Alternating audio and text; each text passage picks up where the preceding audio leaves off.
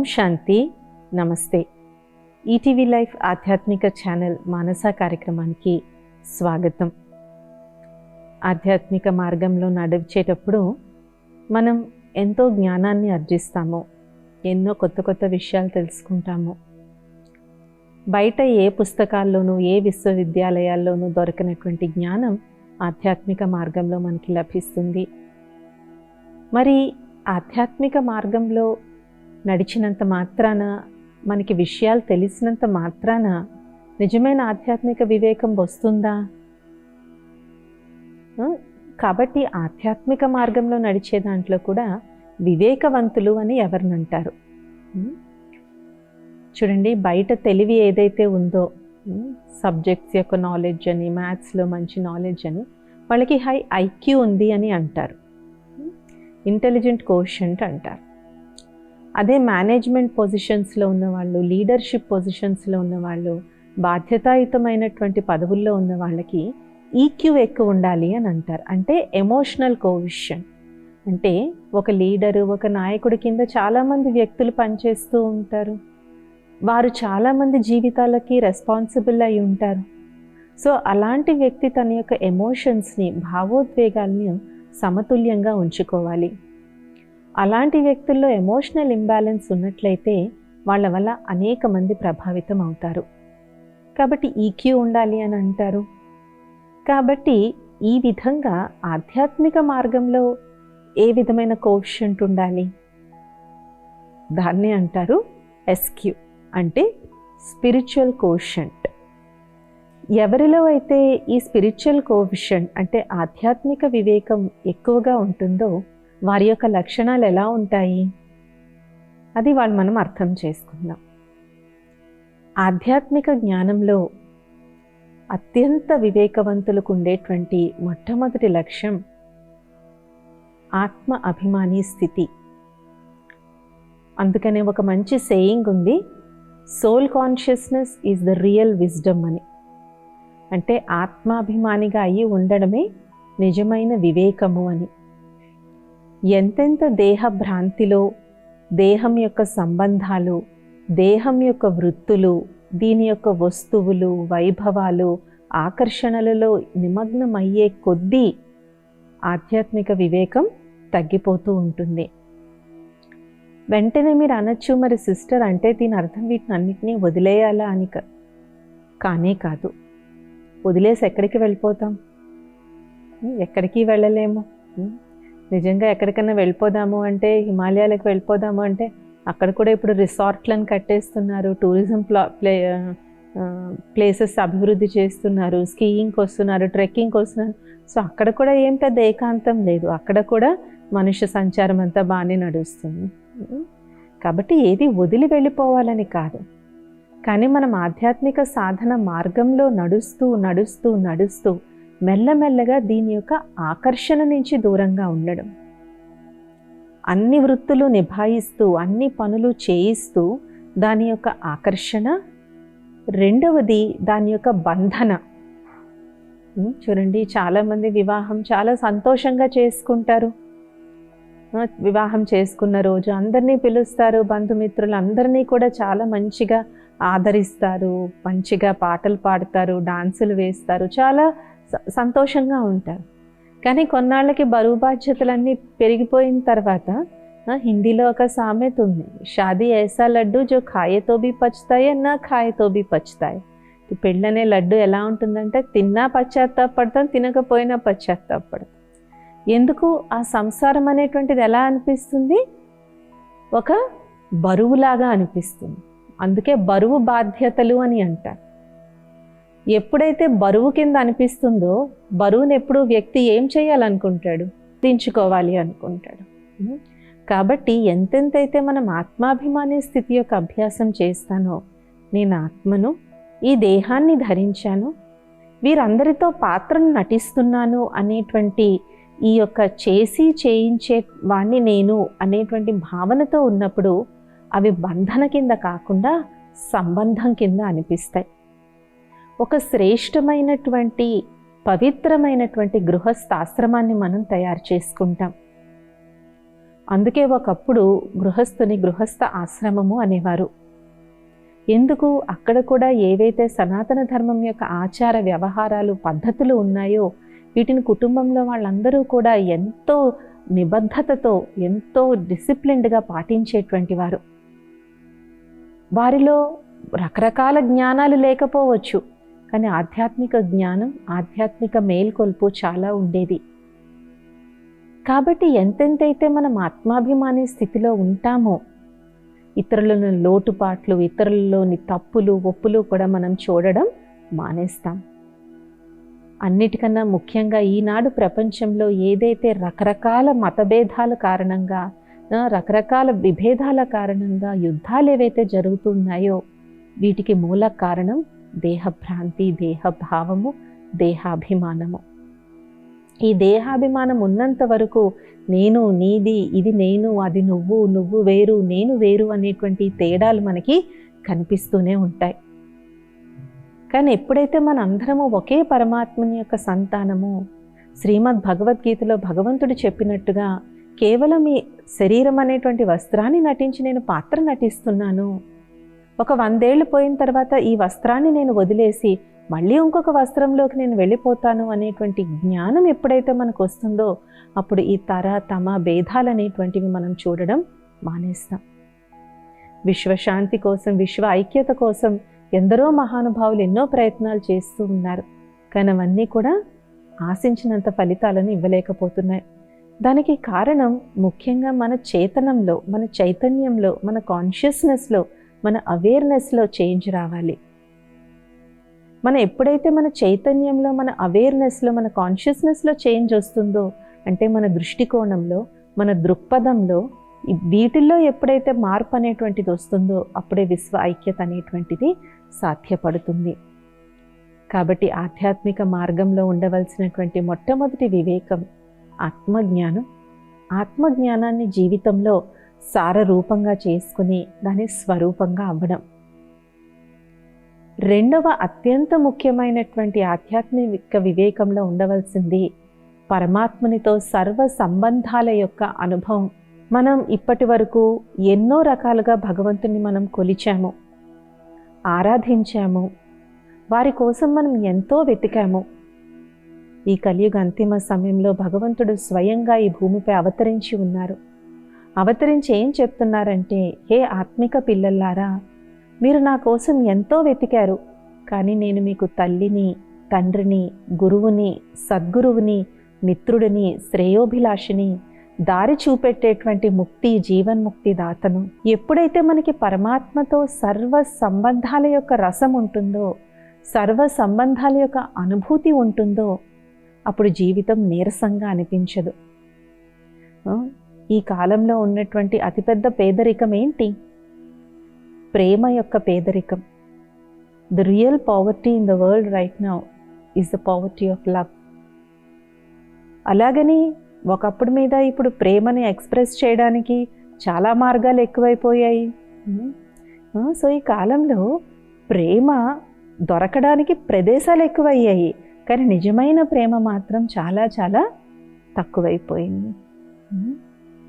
Basic human relations like parent and child, భార్యాభర్త, వీళ్ళ మధ్య కూడా సర్దుబాటు యొక్క సంబంధం ఎక్కువైంది, కానీ నిజమైన ప్రేమాభిమానాలు, ప్రేమానురాగాల యొక్క సంబంధం చాలా తక్కువైంది. కాబట్టి పరమాత్ముడు ఏమంటున్నారు అంటే, ఈ కాలంలో అందరూ ప్రేమను యాచించేవారుగా తయారయ్యారు. కాబట్టి యాచించేవారి దగ్గర ఇంకా మనమేం ప్రేమ అడుగుతాం?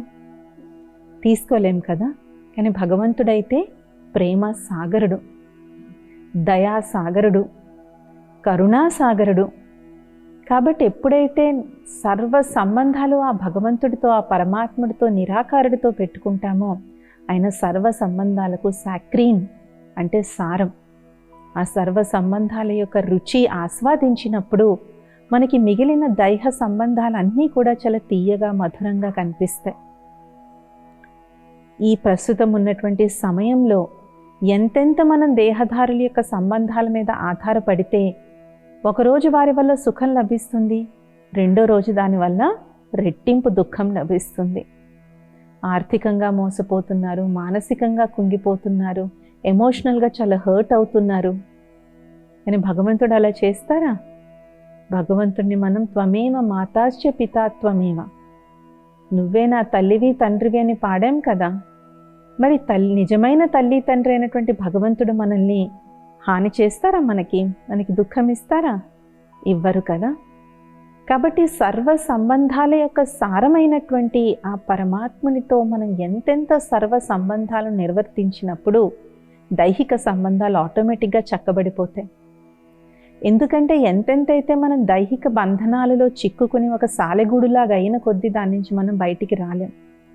కానీ సుప్రీం పవర్ అయినటువంటి ఆ సుప్రీం సోల్తో ఎంతెంతైతే మనం దగ్గర సంబంధం పెట్టుకుంటామో అంతంతంగా ఈ దైహిక బంధనాలు అనేటువంటి సాలెగూడు, ఈ చిక్కుముడి విడిపోతూ ఉంటుంది, స్ట్రీమ్లైన్ అవుతుంది, అంటే ఒక దారిలోకి వస్తాయి. సో రెండవ లక్షణం ఆధ్యాత్మిక వివేకానికి ఆ భగవంతుణ్ణి కేవలం అవసరం వచ్చినప్పుడు గుర్తు తెచ్చుకోవడం కాదు, మొక్కొచ్చినప్పుడు గుడికి వెళ్ళి కొబ్బరికాయ కొట్టొచ్చేయడం కాదు, ఆయనతో నిజంగా సర్వ సంబంధాల యొక్క అనుభూతి చేసుకోవాలి. భోగ విలాసంలో ఉన్నటువంటి వ్యక్తి బుద్ధి నశించిపోతుంది, తను ఏం చేస్తున్నాడో తనకే తెలియదు. కానీ పరమాత్మని సుఖం యొక్క సాగరంలో ఇమిడినటువంటి వ్యక్తి తను సుఖంలో ఉండడమే కాకుండా ఇతరుల జీవితాన్ని కూడా సుఖకారిగా, సుఖవంతంగా తయారు చేస్తారు. కాబట్టి నేటి మానవుడు ఏదైతే భోగ విలాసాలే సుఖము అని అనుకుంటున్నారో, అతిగా తినడం, అతిగా తాగడం, అతిగా జల్సాల్లోకి వెళ్ళిపోవడం, దీన్నంతా ఏమంటారు? లైఫ్ని ఇప్పుడు ఎంజాయ్ చేయకపోతే ఎప్పుడు ఎంజాయ్ చేస్తాము అని. కానీ నిజంగా ఎంజాయ్ చేస్తున్నామా? నిజంగానే ఎంజాయ్ చేస్తూ ఉంటే ఈ కాలంలో ఇన్ని హాస్పిటల్స్ ఉండవు, ఇన్ని ల్యాబొరేటరీస్ ఉండవు, ఇంతమంది డాక్టర్స్ ఉండరు, ఇన్ని సర్జరీలు ఉండవు. కాబట్టి ఎక్కడో మన జీవిత విధానం చాలా దారి తప్పింది. కాబట్టి ఈ క్షణంలో కేవలం ఆధ్యాత్మిక మార్గంలో ఉన్న వాళ్ళు మాత్రమే కాదు, ప్రతి ఒక్కరూ కూడా జాగరూకులై ఉండాలి. శివరాత్రికి మనం జాగరణ చేస్తాం, స్థూలంగా మేల్కుంటాం. కానీ మనం నిజమైనటువంటి జాగరణ అంటే బుద్ధిని జాగరూకంగా ఉంచడం, బుద్ధిని కామ, క్రోధ, లోభ, మోహ వికారాలకి వశం కాకుండా చూసుకోవడమే నిజమైన జాగరణ. బుద్ధిరూపీ నేత్రాన్ని జాగరూకంగా ఉంచుకోవాలి. కాబట్టి కర్మ సిద్ధాంతం యొక్క జ్ఞానం మనం ఎంతెంత లోతుగా ఆకళింపు చేసుకుంటామో అంతంతగా మనం ప్రతిదాన్ని యాక్సెప్ట్ చేయగలుగుతాం. ఎందుకంటే చాలాసార్లు మనకి ఏదన్నా ఒక బాధ కలిగించే అంశం జరిగింది అంటే మనం దాంతో యుద్ధం చేస్తూ ఉంటాం, ఎవరిని తప్పు పట్టాలా అని వెతుకుతూ ఉంటాం, తప్పెక్కడ జరిగిందా అని ఆలోచించి ఆలోచించి ఆలోచించి నిద్ర, బీపీ, టెన్షన్ ఇవన్నీ కూడా తెచ్చుకుంటాం. కానీ అన్నిటికీ కారణాలు మనం తెలుసుకోలేము. ఎందుకంటే మనం ఏ జన్మలో ఏం చేశామో ఎవరికి తెలుసు? అత్యంత దారుణంగా ఈ మధ్య మన భారతదేశంపై ఎన్ని ఉగ్రవాద దాడులు జరుగుతుందో. వాడు చనిపోతారు కానీ వాళ్ళు మళ్ళీ జన్మ తీసుకుంటారు కదా. కానీ వాళ్ళకి ముందు జన్మలో మేము ఏం చేసామో వాళ్ళకి తెలియదు కదా. ఎంతమందికి, ఎన్ని కుటుంబాలకి మేము శోకాన్ని మిగిల్చామో, తీరని దుఃఖాన్ని మేము కలిగించామన్న విషయం వాళ్ళకి తెలియదు కదా. కాబట్టి నిజమైన ఆధ్యాత్మిక వివేకం ఉన్నటువంటి వ్యక్తి తన కర్మలపై చాలా చాలా జాగరూకులై, తన కర్మలపై చాలా చాలా గమనిక పెట్టుకొని ఉంటాడు. ఎవరి కోసమో కాదు, మన కోసం మనం. అలాగే నిన్న రోడ్డు మీద వెళ్తుంటే చూడడం జరిగింది. ఒక కారు చాలా ఫాస్ట్గా వస్తుంది. పాపం అక్కడ కుక్కలు కూర్చునుంటే కుక్కల మేంచి పోనిచ్చింది. ఆ కుక్క ఎంత గట్టిగా అరిచిందో. నిజమే, అది వీధి కుక్కే, దానివల్ల ఇది లేదు. కానీ అందులో ఆ వ్యక్తి యొక్క మనస్తత్వం ఏం బయటపడుతుంది? అది నోరు లేని మూగజీవే, కరెక్టే. కానీ అందులో ఆ వ్యక్తి యొక్క మనస్తత్వం. కాబట్టి ఈ విధంగా మనలో ఉన్నటువంటి ఈ చిన్న చిన్న సూక్ష్మ పాపాలు ఏవైతే ఉన్నాయో ఇవన్నీ ఏమవుతాయి? ఏదో ఒక టైంలో మనం ఊహించని సమయంలో మనల్ని దెబ్బతీస్తాయి. అప్పుడు మనం ఏం చేస్తాం? ఇదిగో మా బాస్కి నేనంటే ఇష్టం లేదు, మా బాస్కి పలానా వాళ్ళంటే ఇష్టం, అందుకే నా ప్రమోషన్ ఆపేశాడు, అందుకే నాకు హైక్ ఇవ్వలేదు అని మనం బాస్ని నిందిస్తాం. కానీ తప్పు వారిది కాదు. ఎందుకంటే మనం మానవ మాత్రలతో చేసుకున్న పాపం యొక్క ఫలితం మానవ మాత్రలతోనే అనుభవించాలి కదా. కాబట్టి ఈ విధంగా కర్మ ఫిలాసఫీ అనేటువంటిది చాలా సూక్ష్మంగా పనిచేస్తుంది. మనం చేసేటువంటి సంకల్పాల ప్రభావం కూడా ఉంటుంది. సో నిజమైన వివేకవంతుడైనటువంటి వ్యక్తి తన కర్మలపై చాలా అటెన్షన్ పెడతారు. ఈ కర్మ ఫిలాసఫీ యొక్క నాలెడ్జ్ ఉండడం వల్ల మనం జీవితంలో జరిగినటువంటి ప్రతి సంఘటనలో స్థిరంగా ఉండగలుగుతాం. శ్రీమద్ భగవద్గీతలో యోగికి అనేక నిర్వచనాలు ఇచ్చారు. అందులో ఉన్న ఒక నిర్వచనం స్థితప్రజ్ఞత. అంటే జయాపజయాల్లో, నిందాస్తుతుల్లో, మానవమానాల్లో అన్నిట్లో సమానంగా ఉండేటువంటి వాడు యోగి. ఎవరైతే ఇలాంటి కర్మ సిద్ధాంతాన్ని క్లియర్గా తెలుసుకుని వాళ్ళ జీవితంలో ఆకళింపు చేసుకుని కర్మలపై శ్రద్ధ వహించి ఉంచుతారో వారు కర్మయోగి జీవితంలో ఉండగలుగుతారు. అయితే మీరు అనొచ్చు, సిస్టర్ ఇలా ప్రతి మినిట్ నేను అబ్జర్వ్ చేసుకోవాలంటే ఇదో పెద్ద టెన్షన్ అయిపోతుంది కదా అని. కరెక్ట్. అందుకే మొట్టమొదటి చెప్పిన పాయింట్ ఏంటి? ఆత్మాభిమాని స్థితి. ఎంతెంతైతే మనం ఆత్మాభిమాని స్థితిలో ఉంటూ పరమాత్ముని యొక్క స్మృతిలో కర్మ చేస్తామో ఇంకా మనం కర్మ రైటా రాంగ్ అని చెక్ చేసుకోవాల్సిన అవసరం లేదు. ఎందుకు? మన అవేర్నెస్ కరెక్ట్గా ఉంది, మన కాన్షియస్ కరెక్ట్గా ఉంది కాబట్టి కర్మ ఆటోమేటిక్గా శ్రేష్టం అవుతుంది. ఇప్పుడు ఒక ఎగ్జామ్కి వెళ్ళేటువంటి పిల్లవాడు అన్నీ మంచిగా చదువుకుని వెళ్ళాడు అనుకోండి, ఆ క్వశ్చన్ వస్తుంది, ఈ క్వశ్చన్ వస్తుంది, టెన్షన్ పడాల్సిన అవసరం లేదు. ఎందుకు? వారి యొక్క బుద్ధిలో మొత్తం జ్ఞానం అంతా ఉంది కాబట్టి.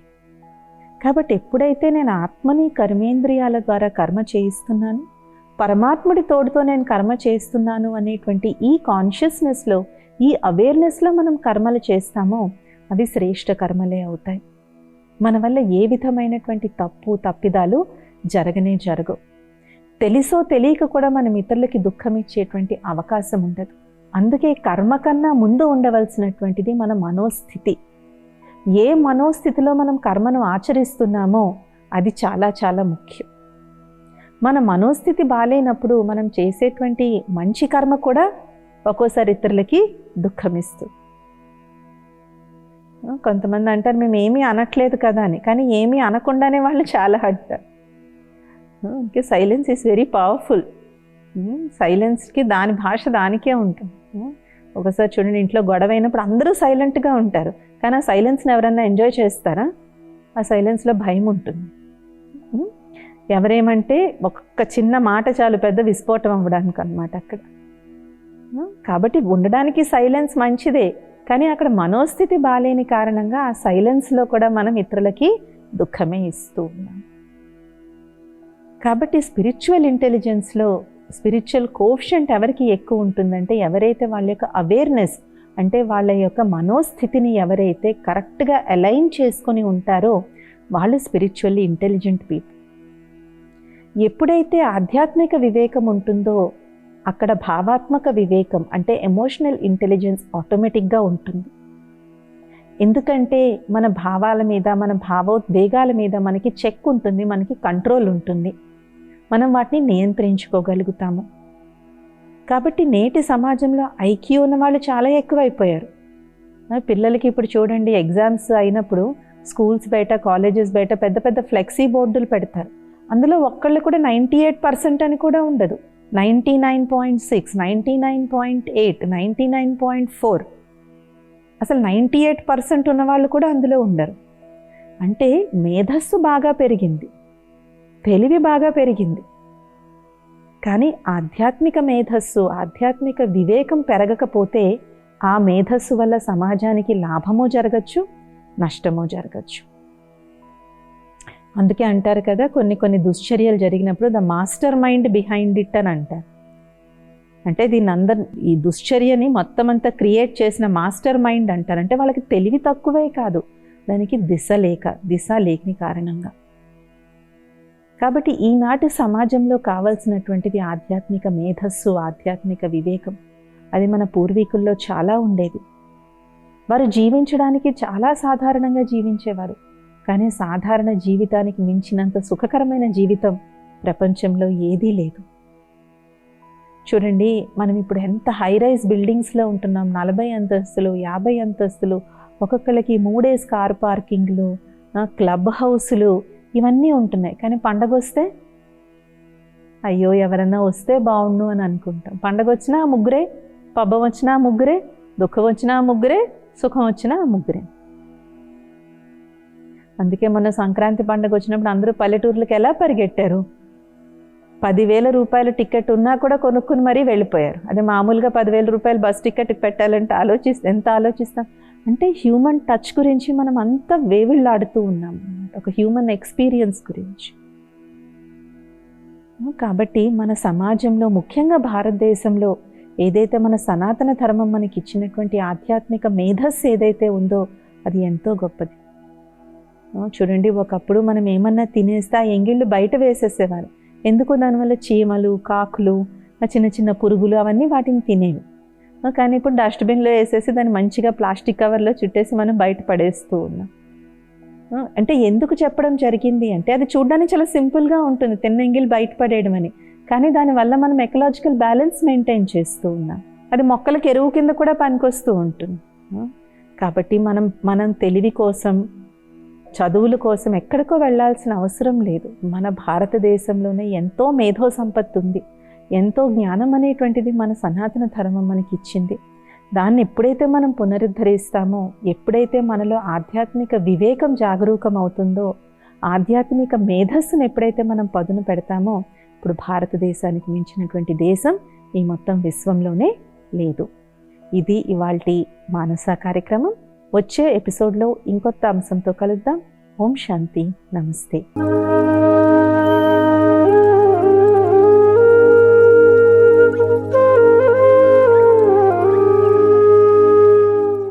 ఈ కార్యక్రమాన్ని తిరిగి చూడాలనుకుంటే www.youtube.com/ETV Life Spiritual లో చూడవచ్చు.